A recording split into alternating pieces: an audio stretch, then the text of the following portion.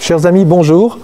Je voudrais aujourd'hui, pour terminer ce 19e siècle et toute cette richesse, en fait, ce développement dans toute l'Église, à la fois dans la dimension contemplative, apostolique, les congrégations, l'apostolat des laïcs, voilà, ces sanctuaires du Sacré-Cœur qui jaillissent en France, mais aussi plus largement, hein, on pourrait développer dans d'autres pays tout ce développement.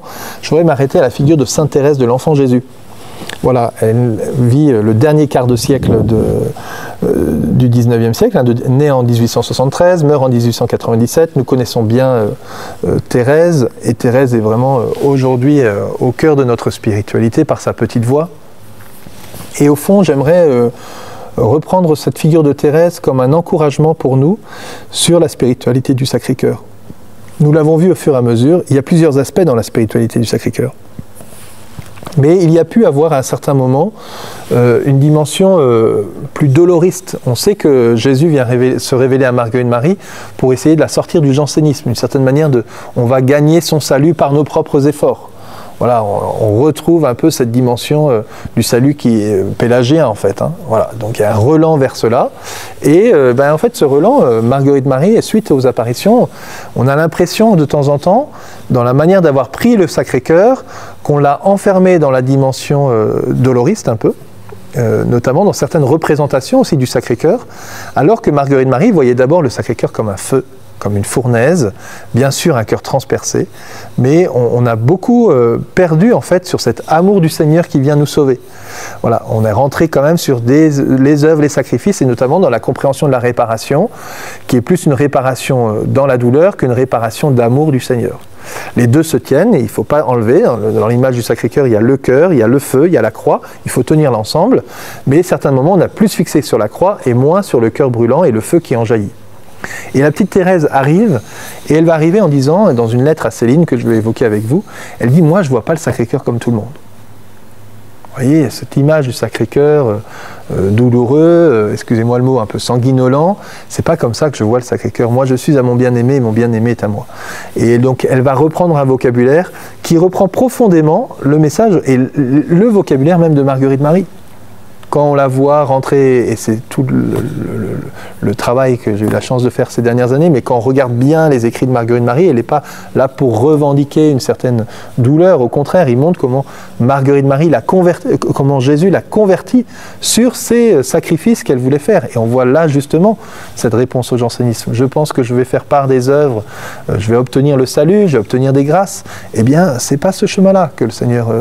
c'est pas voilà, le Seigneur te propose un autre chemin, c'est d'autres sacrifices que je te propose. Et notamment, je te propose d'offrir mon cœur sur l'autel que tu seras. Offre mon cœur au Père et offre-toi avec ce cœur. Voilà, et donc, toute la petite voix, au fond, quand on voit Thérèse qui dit « moi, je ne sais pas faire de grandes choses, je vais faire des petits sacrifices et je vais les unir au Seigneur », eh bien voilà, elle a compris toute la spiritualité du Sacré-Cœur. Alors, Céline n'est pas encore au monastère et elle annonce qu'elle va partir à Paray-le-Monial en pèlerinage. Et donc, eh bien, Thérèse lui écrit une lettre. « Je ne veux pas laisser partir la lettre de Marie sans y ajouter un petit mot pour toi. Notre mère chérie me permet de venir faire mon oraison avec toi, Céline. N'est-ce pas ce que nous faisons toujours ensemble ? Céline chérie, c'est toujours la même chose que j'ai à te dire. Ah, prions pour les prêtres. Chaque jour montre combien les amis de Jésus sont rares. Il me semble que c'est ce qui lui doit être le plus sensible que l'ingratitude, surtout de voir les âmes qui lui sont consacrées donner à d'autres le cœur qui lui appartient de façon si absolue. » Alors là, vous avez une phrase, vous connaissez le message de paresse, c'est texto la 3e apparition. Voilà, Jésus se plaint de l'ingratitude, en particulier de ceux qui lui sont consacrés. Et voilà, Jésus cherche des âmes. Céline, faisons de notre cœur un petit parterre de délices où Jésus vienne se reposer. Ne plantons que des lys dans notre jardin, oui des lys, et ne souffrons pas d'autres fleurs, car des autres peuvent être cultivées par d'autres, mais de lys, il n'y a que des vierges qui peuvent en donner à Jésus. Alors peut-être qu'ici, il y a un lien avec Céline, qu'est-ce que je fais, qu'est-ce que je deviens, et Thérèse lui dit, deviens un lys, c'est-à-dire deviens une consacrée, deviens une vierge, et rejoins-nous peut-être au Carmel rapidement. Il y a peut-être une allusion à ça dans cette figure du lys. Après, justement, elle va avoir tout un mot sur la beauté de la virginité qui est très intéressant dans cette lettre 122 à méditer. Et puis elle en vient à son voyage. Et ton voyage, je semble l'oublier. Non, mon cœur te suit là-bas. Je comprends tout ce que tu éprouves, je comprends tout. Tout passe, le voyage de Rome avec ses déchirements est passé, notre vie d'autrefois est passée, la mort passera aussi. Et alors nous jouirons de la vie, non pas pour des siècles, mais des millions d'années passeront pour nous comme un jour, et d'autres millions d'années leur succéderont, pleins de repos et de félicité. Céline. Prie bien le Sacré-Cœur, tu sais. Moi, je ne vois pas le Sacré-Cœur comme tout le monde. Je pense que le cœur de mon époux est à moi seul, comme le mien est à lui seul, et je lui parle alors dans la solitude de ce délicieux cœur à cœur, en attendant de le contempler face à face. N'oublie pas ta Thérèse là-bas, murmure seulement son nom, et Jésus comprendra. Tant de grâces sont attachées là-bas, surtout pour un cœur qui souffre. Je voudrais bien écrire à Léonie, mais cela est impossible, je n'ai même pas le temps de me relire, dis-lui combien je pense à elle. Je suis sûr que le Sacré-Cœur va lui accorder bien des grâces. Dis-lui tout, tu comprends. Voilà, donc cette dimension de cette relation avec le Seigneur, hein, c'est vraiment, on est dans le Cantique des Cantiques avec Thérèse de l'Enfant Jésus. Elle nous replonge en fait dans ce texte du Cantique des Cantiques et la chance que nous avons avec ce XXe siècle, c'est que toute la spiritualité de la petite Thérèse va être répandue et qui est au fond une spiritualité de l'amour du Seigneur, hein, et de cette petite voix, et c'est la vocation des petits sacrifices, comme on le retrouve aussi dans ce que Jésus demande à Marguerite Marie, voilà, d'offrir nos cœurs.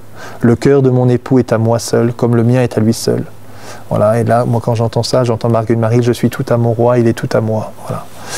Nous retrouvons sûrement que Thérèse a approfondi cette dimension sponsale, nuptiale aussi, dans cette rencontre avec ces lectures des textes du Sacré-Cœur. Et puis ce doux murmure de ce simple prénom. Pour terminer, je voudrais reprendre cette prière de Thérèse. Mon Dieu, je vous offre toutes les actions que je vais faire aujourd'hui dans les intentions et pour la gloire du cœur sacré de Jésus. Je veux sanctifier les battements de mon cœur, mes pensées et mes œuvres les plus simples, en les unissant à ses mérites infinis, et réparer mes fautes en les jetant dans la fournaise de son amour miséricordieux. Ô mon Dieu, je vous demande pour moi et pour ceux qui me sont chers la grâce d'accomplir parfaitement votre sainte volonté, d'accepter pour votre amour les joies et les peines de cette vie passagère, afin que nous soyons un jour réunis dans les cieux pendant toute l'éternité. Ainsi soit-il. Voilà, nous connaissons ce poème de Thérèse, hein, pour t'aimer, je n'ai rien qu'aujourd'hui. Eh bien, comment nous offrons nos actions d'aujourd'hui, voilà, nous unissons nos actions à ses mérites infinis. C'est lui qui nous sauve, c'est le Sacré-Cœur qui nous sauve. Et nous rentrons dans ce chemin. Voilà, et nos péchés, nous les jetons dans la fournaise ardente. Voilà, comme Marguerite Marie a plongé son cœur dans le cœur de Jésus. Laissons tout brûler, laissons tout se consumer dans le cœur de Jésus et demandons-le de nous saisir.